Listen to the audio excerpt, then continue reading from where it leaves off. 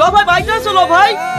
হ্যাঁ আছি, এটা খেতে বসেছি, আই চারটি ভাত খা। না খাবো না, তুমি আগে একটা কথা বলো দিনি লো ভাই। তুমি যখন অ্যাক্সিডেন্ট করে পড়ছিলি তোমার হসপিটালে গেলি তো? কেন তুই হঠাৎ করে এইসব কথা বলছি কেন? আমরা কোনো বেকারে বললে তোরাই তো দেখিস।